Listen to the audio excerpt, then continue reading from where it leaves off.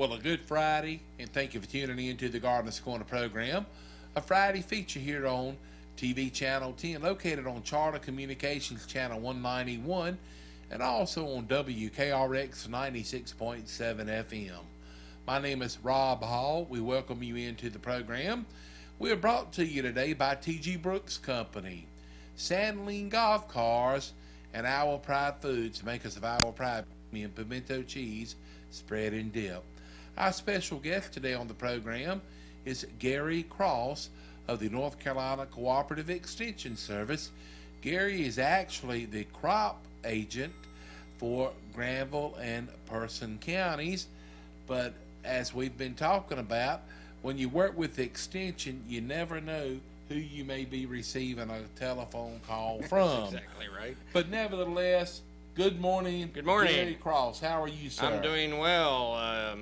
I'm working on lots of projects this year. It seems like, Rob, it started raining in April and May, and now the heat's killed everything, so it's been a quick year in agriculture. You're right about that, and anyway, Gary, when you was here a few weeks ago, I just wanted to tell you thank you for changing your schedule around and coming in so we could pre-record the shows, because I had a funeral that I wanted to attend, and I appreciate you working with me. Well, I appreciate that, and you know, Rob, we appreciate everything this station and you do in relation to promoting Extension, helping Extension get the word out to the public, helping Extension basically have a face out here in the community.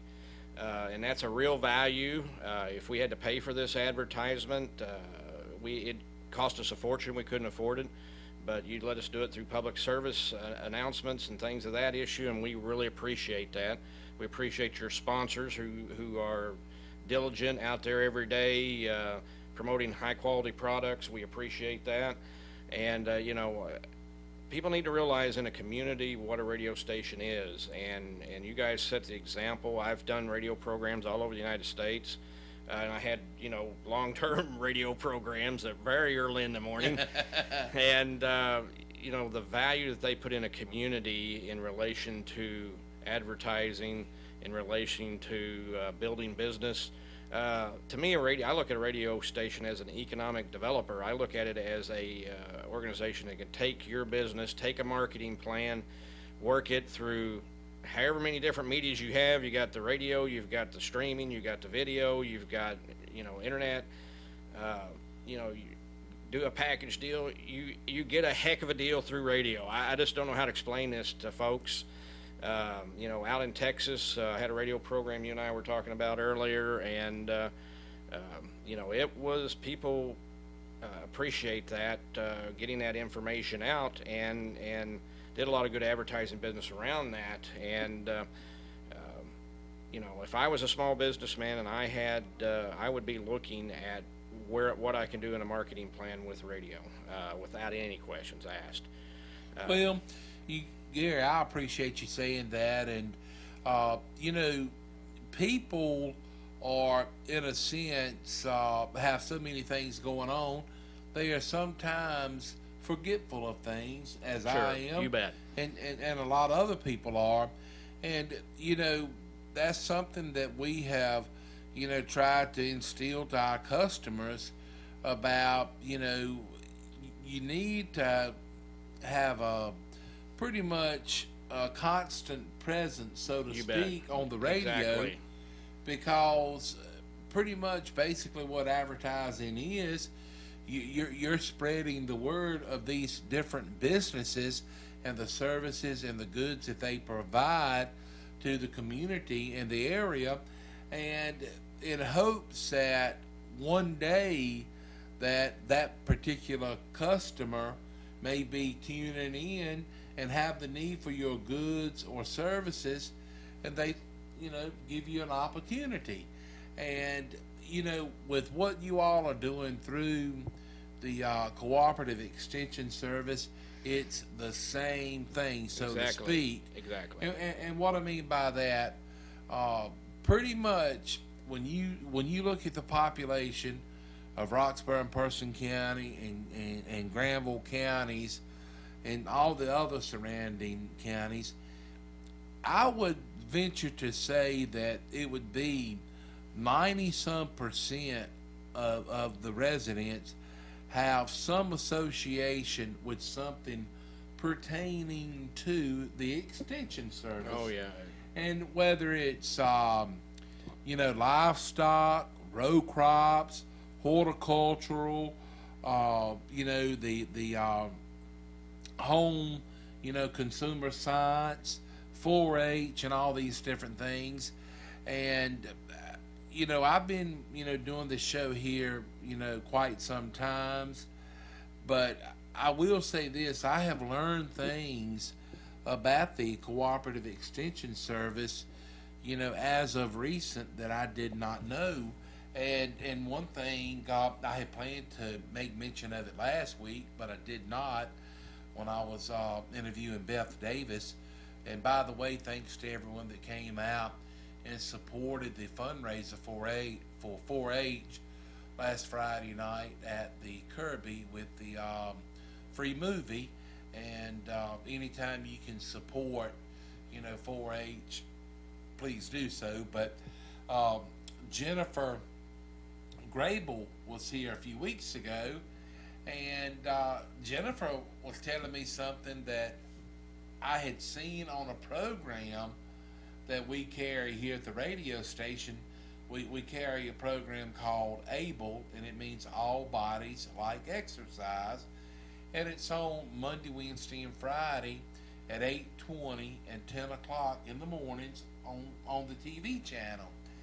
And one of the things they do, they take people on a tour of the local grocery store and help them, choose the more healthy items, and they help you, figure what is the best value for the money. And I was not aware that any of that went on, but Jennifer is going to be hosting a grocery store tour. I think it's going to be maybe September the 1st out here at Food Line on 501 South. And any of you people that would be interested, you can contact Jennifer at 336-599-1195, and it's no cost for the tour. It'll last about 90 minutes, but Jennifer can give you all the particulars. But, I wasn't aware of that, and I have dealt with extension throughout the years. Years ago when we was raising some hogs, we had a little problem, and we had the extension agent to come out. And many times the extension agent themselves may not be able to give you the solution or the answer to your problem at that given time, but they have the means how to go out and search to help him find the answer. And so I think when you tie radio in with extension, it's a win-win situation for everyone, because when we talk about things on the radio, our listeners may not have any idea of some of the things that we're talking about, but it could be a few things that they pick up things on, and they build off of ideas. But yes, and we are a sponsored driven business. And what I mean by that, if it wasn't for the people that advertise with us, it wouldn't be possible, because a lot of people, and it's kind of funny when people ask, they say, Rob, how do you make money in radio? And I've had numerous people ask me that doesn't shock me. That doesn't shock me. Because a lot of people think that it is a free service. And it is a free service to our listeners. But the people that advertise with us, that's how we make our money. And hopefully our listeners will be doing business with the people that advertise with us. And so it's kind of, the radio station is just a small part in the circle of business.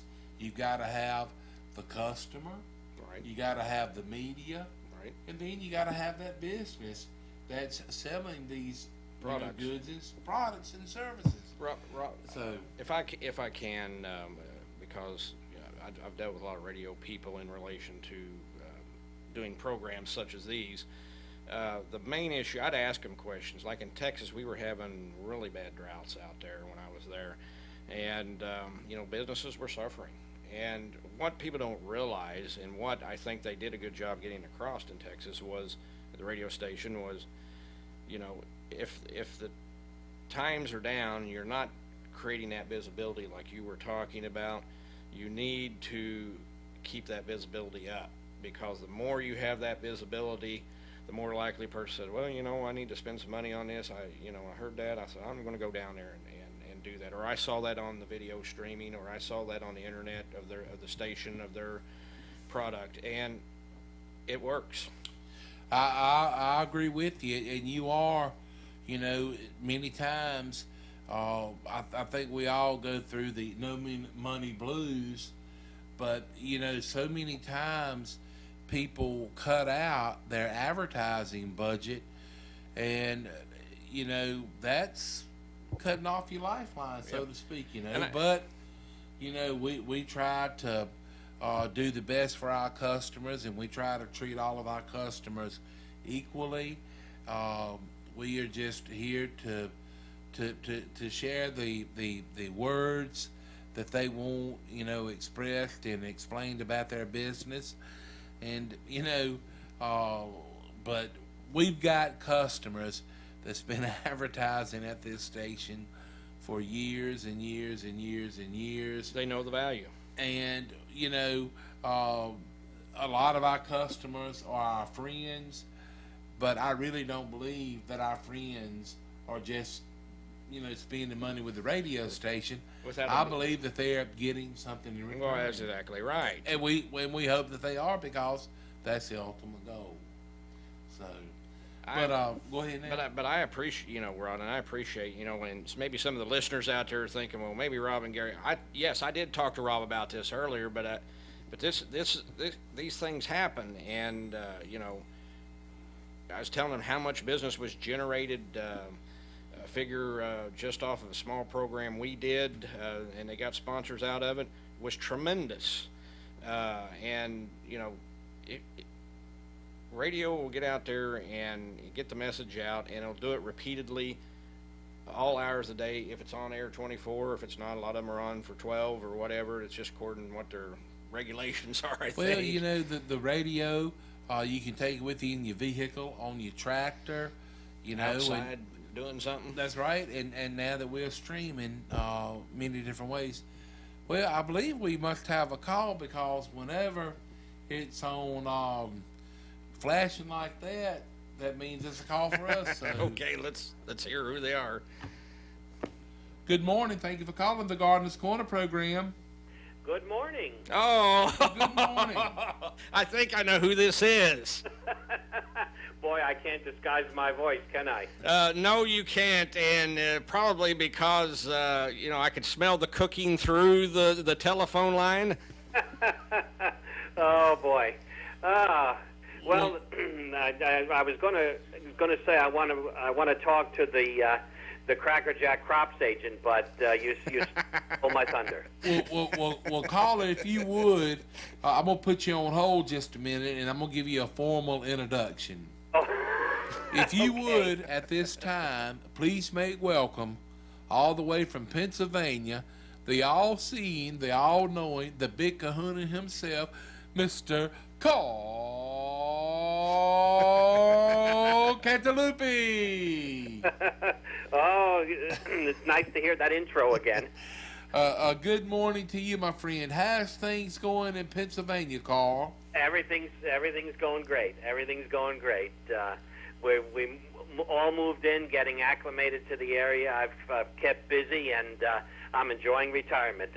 And Ruth's glad to be back too. Well, Carl, from what I understand, even though you have retired from the Cooperative Extension Service, that you are still extremely busy. I understand that you are already set up and playing in a couple of different bands there in Pennsylvania.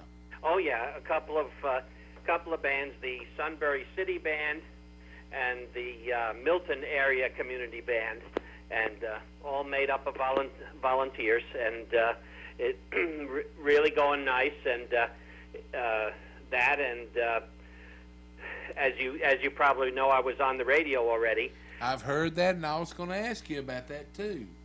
WKOK in Sunbury, Pennsylvania, and it went on, and we talked about gardening.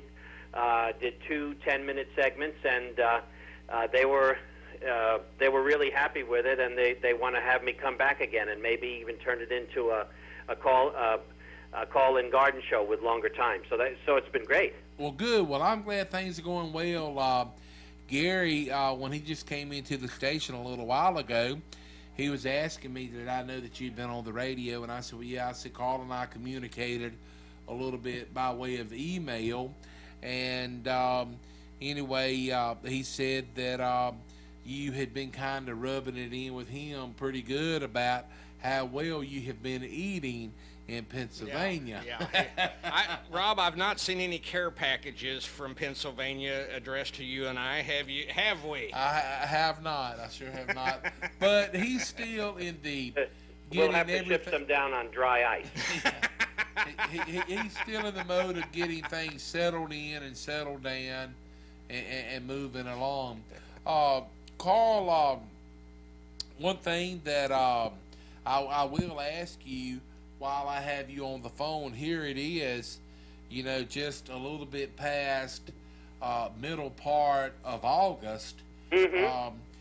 For those people that maybe have cool season grasses, it's a good time for them to do a lawn survey to decide whether they need to do a complete lawn renovation. Is that correct? Right. And as you know, if 50% of your lawn is in weeds, it's probably best to do a complete renovation. If less than 50% of the lawn is in weeds, then you can probably just go ahead and reseed those spots. But the thing to do first of all is to take soil samples, so you know what you need to do in preparation for lime and fertilizer. If you're going to do a complete renovation, then go out to the lawn and spray with Roundup. It's going to kill everything. Wait 2 weeks, and then at the end of 2 weeks, you'll have the results of your soil tests back. You can add your lime and fertilizer and till everything into the soil, in with the dead vegetation, and you'll have plenty of time to go ahead and reseed then. Well, Carl, as many times as I was on the show with you, I did pick up a little bit of information, but it's a lot of information that you talked about that I just couldn't retain all of it. And, I still have people from time to time asking questions. And, the old expression, you never miss the water till the well runs dry. That's right. And, with you, retiring and things, and they have not hired anyone to take your position, as I understand, they have not hired anyone as of yet. So it's kind of a void, because, one thing that I always said about you, I said, I don't see how Carl can remember everything that he does, but I guess when you deal with it all the time, it becomes a part of you. But we're just wishing you the very best and glad to hear that things are going well. And you and I had talked about before you retired, about when you moved to Pennsylvania, that you would maybe see about doing some radio work up there, Mm-hmm. With gardening and things. And so it doesn't sound like you wasted any time, and have already started doing something on that. So yeah, we hope it goes well. Mark Lawrence is the morning talk show host, the Morning Sunrise program, and he has a lot of different guests on it. And he emailed me after we did the first 2 segments and said that he's going to get with his sales staff to see if they can get some sponsors and then put it to a regular show. So haven't heard back from them yet, but I think I will shortly. I'm looking forward to it. And the area up here is a beautiful area, central Pennsylvania. Where we live, we're right in the middle of dairy farms and crop farms. We've got fields and fields of field corn, soybeans, planted all around. So it's in a little housing development, but agriculture is all around it. So it's a really nice area to be in. It sounds like it. And Carl, are you doing any gardening or any landscaping projects at your new place? Yeah, I've got the previous owners of the house had some raised beds, so I'm using that for vegetables. And then the shrubs in front of the house really had been let go for long periods of time. Azaleas, rhododendrons, some yews, YEW. They don't do well in the south, but they do well up here in the north. They were in really bad shape, so I did a little basic pruning. That means pruning them off at the base. Well, that's aggressive pruning, isn't it? And now I'm digging up stumps, and it's a workout. And I go to bed tired, but it's a good tired. It's really good. So my objective is to pull these stumps out, get rid of the black plastic that was put down, which causes a whole host of problems with the plants, and then I'm going to turn that into a blueberry planting in front of the house, so kind of have an edible landscape. Well, great. Carl, the reason I got to laugh, and I know that when you would talk about pruning trees and things like that, I used to kind of say, well, when you got the power saw going, you can kind of get involved in the moment, but you need to prune a little bit, take a few steps back and observe, because sometimes you can over prune. Oh yeah. But it sounds like you were doing a removal and not so much of a pruning on the shrubbery. This is a removal after years and years of neglect. So it was right. They were right up against the house. It was hiding the windows. There was a little window in the basement. Now that the shrub is out, you can actually see sunlight in the basement. Wow. Well, great. Carl, if you would, hold on just a minute. I'm going to try an experiment on this phone here. Okay. We've actually got another caller, and I don't know who it is, but... Yeah, I don't want to steal Rob's thunder, though. No, Gary. Gary. Well, the only thing I want is a promise that you made Rob and I about shipping some food down here to us. We're going to stay on you about that. Yeah, you can tell Gary and I both are malnourished. So, but anyway, yeah, just hold on just a second, Carl. All right. And when we talk to this other person, you should be able to hear their side of the conversation too. So. Okay, and I might switch phones up here. I'm on a cordless phone. I think I'm going to go to a corded phone. Okay. Have a better connection. Okay. All right. I'll hold on. Okay. Thank you for calling the Gardener's Corner program. Hello? Oh, they're on 3. Okay. Thank you for calling the Gardener's Corner program. Morning, Rob. How you doing? That call on long distance, huh? A long distance, that's right. How you doing, Ray? Fine. Look, and you probably might be going to cover this or something. I tuned in late and hadn't been available here lately, but the bagworms that's give me a fit look like on the weeping cherry trees and things like that. Of course, I cut them out, burn them. But I'm trying to say, is there any way you can kind of put anything around to prevent them from happening? Did they crawl up the tree, out of the sky, or where did they come from? You know what, Ray? I've got Carl online. Carl, are you still with us? I'm still here. Can you hear me? I can. Could you hear the caller's question, Carl? Yeah. Now he said bagworms. Do you actually mean the fall webworm, the ones that build a large web into the trees? Right, it would be like 100 of little caterpillar-type looking things into the wheel. Yeah, that's the fall webworm. People mistakenly call those bagworms. Bagworms are the ones that attack, junipers, arborvitae. They make little bags that hang down perpendicular to the branch. That's not what you have, right? No. It's No. the what you talking about? The bag, the web with all the. Yeah. They seem to be in certain trees each time. They don't get in every tree, but they're getting to see be more plentiful. What they Yeah, used to. fall webworms. There's all you can do is cut them out. They happen so late in the season. They're really not going to cause much harm to the trees. So just cut them out. No, there's no preventive to prevent them from coming, unless you can see the clusters of the larvae in or the egg clusters in the crotches of branches. But you really have to look for those.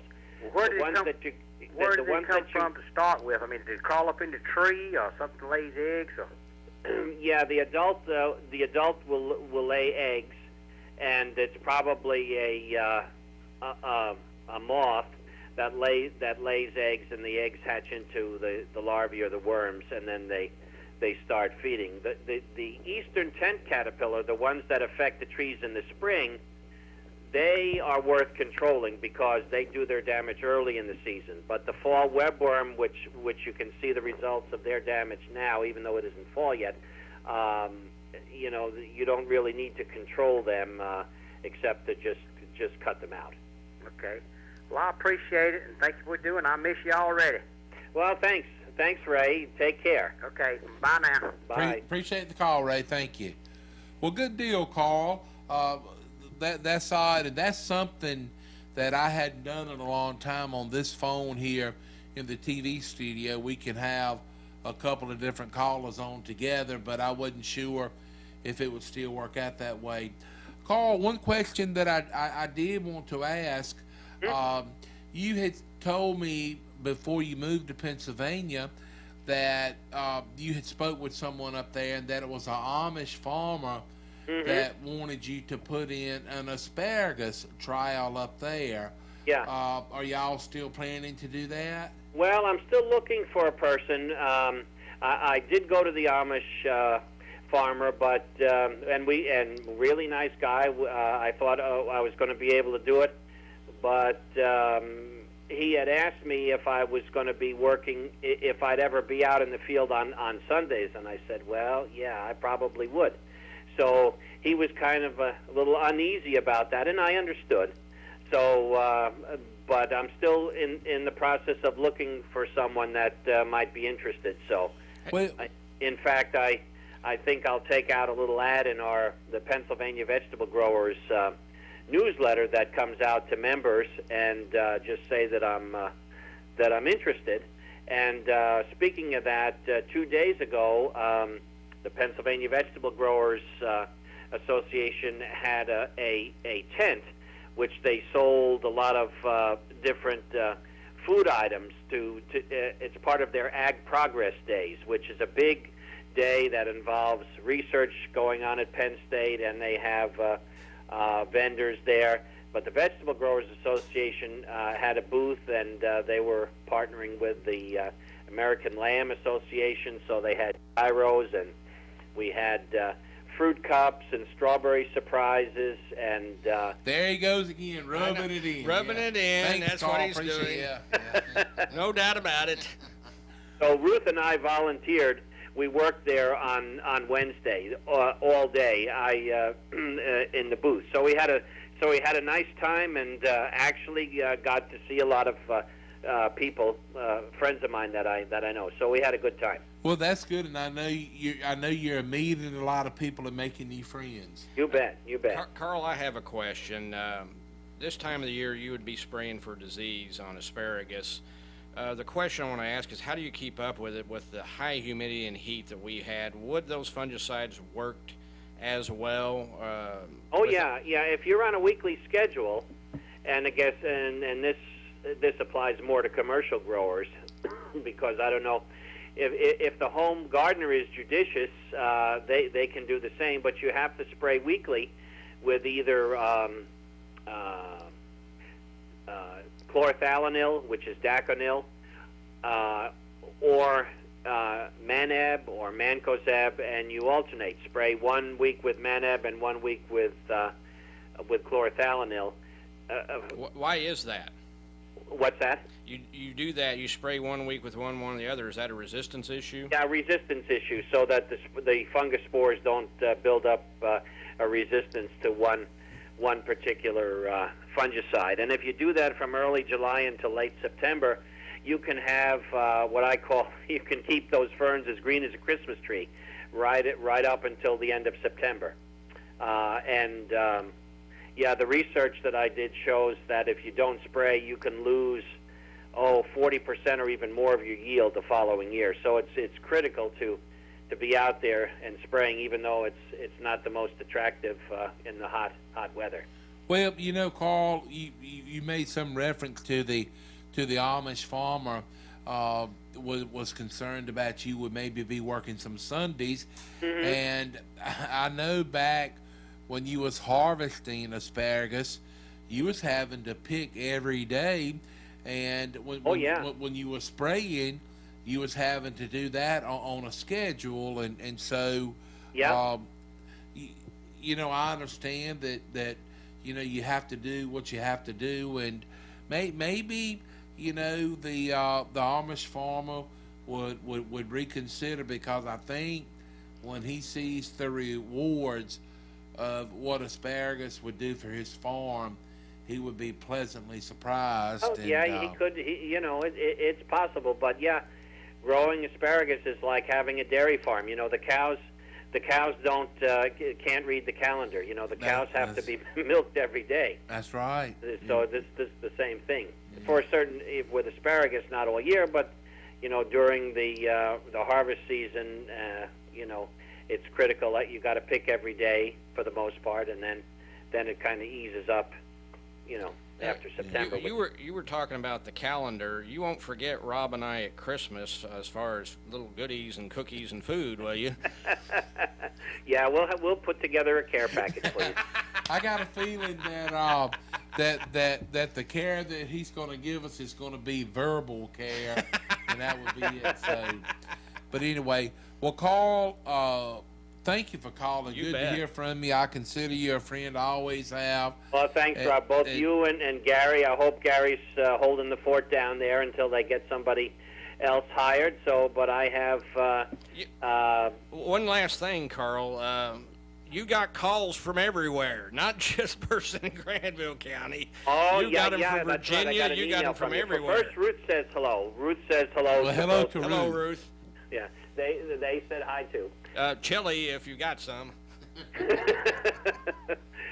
Yeah, well, you've seen. Well, I guess that's just being there. Being that I have been there for such a long time, I have gotten calls from other areas. You know, and that's the way I was. I never looked at an extension program just being available to Granville and Person County residents. If anybody has a question, regardless of where they are, I'm here to help, and I think all of us have to have that attitude. I agree, Carl. I agree, and I think you always helped out wherever you could, and Carl, you are the type of person that will help if you can, but you're not gonna, you know, cause anyone harm intentionally, and so. Yeah, well, you don't get into this business unless you really like to do it. You know. That's exactly right. That's what it all boils down to. Well, look, the best of luck. Stay in touch, and you're welcome to call anytime. And sure. And Rob and Gary, you know, give me a call anytime too. My cell phone is still active, so. All right, well, we'll have to do that. And we'll be looking for the care packages in the mail, Carl. Okay, I'll make a note of it. All right, Carl. Again, thanks for calling. Certainly. Yeah, and give Ruth our regards, and glad to hear that things are going well for both of you all. Okay, thanks a lot, and good luck to you both too. All right, so you have a good day. All right, thank you. All right, bye-bye. Bye-bye. All righty, good to hear from Mr. Carl Cantalupi, who resides in Pennsylvania now. He is retired from the Cooperative Extension Service. We need to get a word on right now. We'll take a trip out to Timberlake and stop in at T.G. Brooks Company. You know, it's hot weather, and if you're someone that enjoys homemade ice cream, if you're in need of a White Mountain ice cream freezer, T.G. Brooks has them in stock. If you get one and take care of it, it'll last a long time. And what I mean by that, whenever you use your ice cream freezer, you need to wash the bucket out and everything out really good because you use rock salt. But head on out and see them at T.G. Brooks Company and pick up you one of those White Mountain ice cream freezers available. Here's some more information from T.G. Brooks Company. It's August, and as we start heading towards the fall season, we can already be thinking about cooler days of fall. That'll be here soon when we'd really enjoy getting outdoors again and doing our fall lawn work and our fall flowers. The store with more, T.G. Brooks Company, invites you in. It's also time now to kill those weeds in the lawn to be ready for fall seeding. T.G. Brooks Company has the chemicals to do it. T.G. Brooks Company is fully stocked for fall, and meanwhile, if you still need irrigation, they have plenty of irrigation needs. Yes, sir, they've got your hose and sprinklers and piping, and they have well pumps and piping too at T.G. Brooks Company for getting out in the yard. Got all your tools, rakes, hose, diggers, choppers, pitchforks, pruning saws, loppers, wheelbarrows, lawn carts, and lawn sweepers. And for your fall flower bed, they have your hardwood mulches and dyed mulches and that really good triple ground mulch. They have mulch in bags or by the trailer or pickup load, and they can arrange delivery if you need it. So this year, beautify with fresh pine needles too. And for planting, get you some topsoil, planting soil, and they have cow manure. And by the way, they also carry Bartlett animal feeds. And while we still have those hot days, remember ice cream freezers at T.G. Brooks Company. No matter if you are a homeowner or a business owner, they can fill fall needs. If you are the professional landscaper, they can handle commercial accounts. It's no wonder people from every corner of Person County travel to T.G. Brooks Company. They love the friendly family business where every customer, no matter how large or small, is treated with courtesy. They've served you since 1936. And at the end of the day, get one of their ribeyes, custom cut to your thickness right there. Get them at the store. I tell you, we're so thankful for T.G. Brooks Company, and when it comes together, pay a visit to T.G. Brooks Company, the store with more in Timberlake. Here we are back on the Gardeners Corner program. We just heard a word from T.G. Brooks Company. In just a few minutes, we get a word on for Sandling Golf Cars and Our Pride Foods, makers of Our Pride Premium Pimento Cheese Spread and Dip. Gary Cross, the crops agent for Person and Granville counties, is our guest today. The Cooperative Extension Services slogan is empowering people, providing solutions. Gary, was glad to hear from Carl. You and I both are friends of Carl's, and we both think a lot of him. Was glad that he called in. But Gary, you know, when we started the show, you was talking about, you know, it was a wet May, and now here it is, between the middle heading to the end of August, and it's pretty much dry. We've had a shower here, a shower there, but with the extreme heat and everything that we've had, it's really hard on all kind of crops, whether it's tobacco, soybeans, corn, the list goes on. And also it causes a lot of problems with the vegetable gardens and plants. And one thing that we have always tried to instill in people, you know, you need to try to water whatever you can and don't let it get bone dry. Now, with these field crops and things, you know, watering is not so of an easy chore. No. But what I wanted to ask you, as far as the tobacco and everything goes, do you think that this year has been a hard year for the tobacco growers? Yes, without any doubt. You know, we had a late start because of all the rain, and then in April, I think it's the 6th and the 9th, or the 7th and the 9th, we had 2 hard freezes, which there's freeze damage on tobacco early, And then we got into this mammoth rain about the end of April till about June, all of June, and that brought on all different types of diseases. Specifically, when it warmed up, hot and humid rain would bring about target spot, and it was just difficult keeping up with it. It was really, it's been a tough year. Black shank seems to do worse also if you don't have varieties that have tolerance to it. That has been a very bad issue out here. I've taken a lot of samples to the plant pathology lab this year, because you always want to, in tobacco, it's hard to just look at something. You have to have an identification from it, especially if it's root-borne type of diseases. And just about not every field I've walked into, but there's been a little bit of black shank out here in it. The target spot, I've seen it as bad, and I may have told you this in the early program, to where people are pulling off anywhere from 6 to 12 of the bottom leaves and just throwing them out, or if they weren't damaged too bad, they were very light and they probably wouldn't bring a lot of price on the market. But it's been an extraordinarily difficult year for tobacco growers, and like I was telling you earlier, it seems like we planted everything and all of a sudden now it's time to harvest. Yeah. In the corn has done very well. It had a lot of rain. Corn likes a lot of rain. Earlier we had a lot of denitrification problems, but now what we're going is the extreme heat. A lot of the corn has already passed, is in dense stage. It's past dough and pollination. But and I don't think it's affected that much. We still should have a pretty good corn crop, but now the corn's just flat dying because of the heat and lack of moisture. And you're right, Rob, there needs to be a rain. And same goes for, like you were talking about, in vegetable crops and other things. Soybeans, we were having lots of disease problems in soybeans because of rain. I've seen a lot of bacterial blight, which causal agent is humidity. It's soil borne. If you have continuous soybeans, you'll see it out there because you can't hardly get rid of it out of the soil unless you rotate crops. Seeing a pretty bad issue on stem canker. I've got a plot on stem canker out here east of town, a very large plot with NC State specialist Jim Dunphy and myself.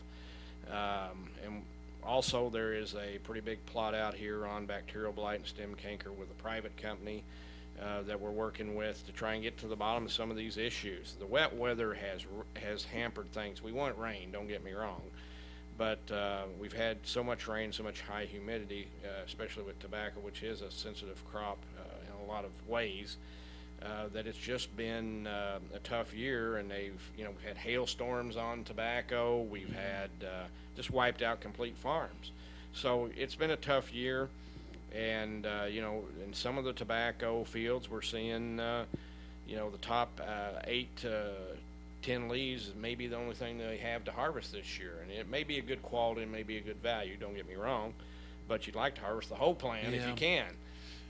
Well, Gary, as you're talking, it may be some of the people listening, and they may think that, well, hey, if the farmers are having problems, that's just a cost of doing business, and that is a roll of the dice. It's always a chance. But one thing that you need to kind of bear in mind, when farmers do well, it helps the economy. When farmers don't do so well, that affects the economy Well, too. you bring up an extraordinarily good, we have, I think we've talked about this on previous programs. You got between 60 and 100 million, maybe even more of that, in value-added economic tax base for Person County or Granville County. That's a lot of money in an economy, and that's just one crop that's doing that pretty much, and that's tobacco. And then you have corn, soybeans, and that's bringing a lot of extra value too. In 2007, we had a very big meltdown on Wall Street, as you remember.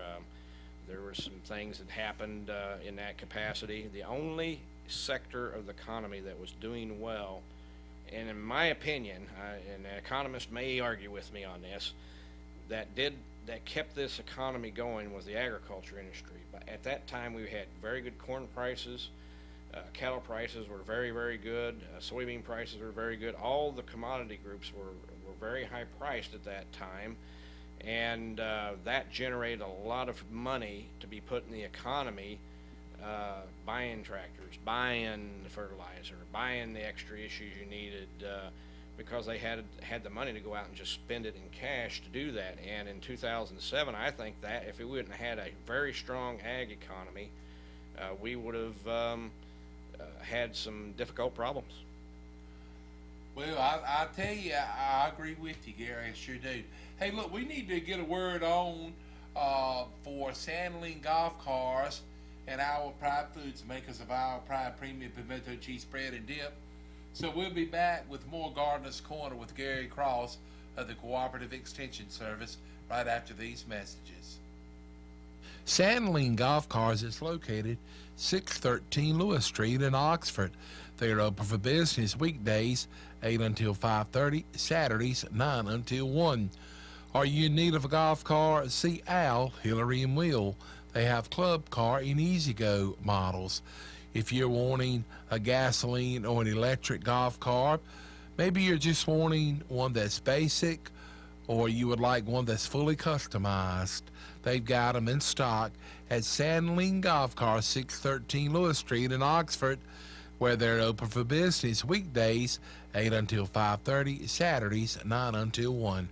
Call 919-693-4626, toll free 1-800-221-9267. Are you in need of a utility trailer? You'll find tow dollies, enclosed trailers up to 24 foot, equipment trailers that can handle 30,000 pounds, stock trailers and dump trailers. See them at Sandling Golf Cars. If you need a larger enclosed trailer, no problem. 919-693-4626, toll free 1-800-221-9267. Financing is available. Also, if you're in need of Trojan batteries or repair service on your golf car, see Bradley and Dennis at Sandling Golf Cars, 613 Lewis Street in Oxford. They also have Wilmington Grills at Sandling Golf Cars, 613 Lewis Street in Oxford. Call 919-693-4626 or toll free 1-800-221-9267. Stop in and see them this week at Sandling Golf Cars. They carry club car and E-Z-Go golf cars. That's Sandling Golf Cars in Oxford.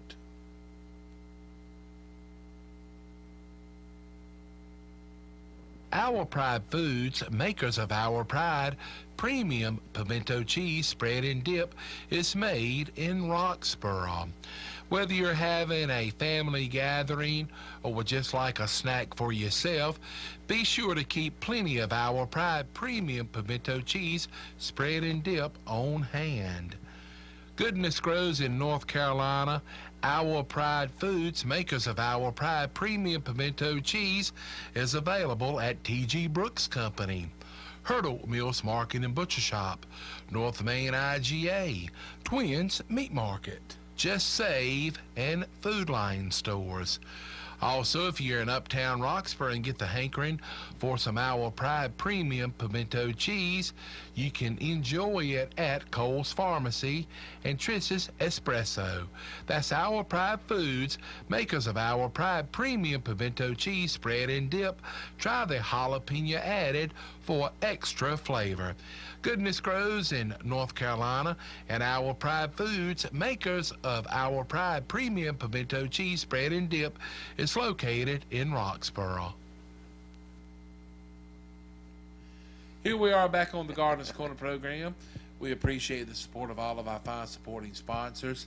And if you ever have the opportunity to send some business our way, please do so. And we would appreciate it, and they would too. Gary, we got just a couple of minutes left. Continuing on the crop condition of this year, would you say this is shaping up to be an average year as far as having to deal with the different diseases and things like that? I wouldn't say, I'd say it's pretty much above average as far as severity of disease. It's been pretty tough, and with this heat along with it, you just don't have the heat, but you have this extreme humidity that's going with it. We've had, 2 or 3 weeks this month, and then in July we had a couple of weeks of it that was really bad. And that, that struck a chord out here. Another thing I failed to mention also was the insect issues have been pretty rough out here too. Late planted soybeans are, getting grasshoppers, they're getting clover worms, army worms was bad, and I forgot to tell you this. I went and visited a pasture with Kim Woods, our livestock agent, a guy who had, I think, forage sorghum planted, and it was 8 to the ground by army worms. 8 to the ground. Wow. By army worms. So, I've seen this once before in my career in Missouri, where pasture was 8 to the ground, fescue pasture, by army worms, and it was devastating because they had to sell the cows off because they didn't have any pasture to feed the animals. And this was a county-wide issue. Here, I think it was pretty much some in Caswell County and some in western Person County. So if you're out there, get out there and look in your fields, scout your fields constantly. Integrated pest management is a good thing, and get out there and scout those fields and look at things that you need to look at.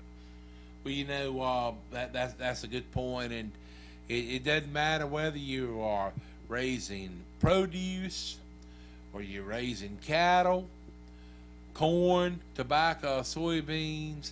You've got to get out in the field, and you got to look and observe see what's going on. That's going to wrap it up for today's program. Thanks goes out to T.G. Brooks Company, Howell Pride Foods, and Sandling Golf Cars. Thanks also goes out to Mr. Gary Cross of the Cooperative Extension Service. My name is Rob Hall. On behalf of myself and everyone here at WKRX and TV Channel 10, we want to wish you and yours a happy and safe weekend, and we look forward to seeing you next week for another edition of the Gardener's Corner program.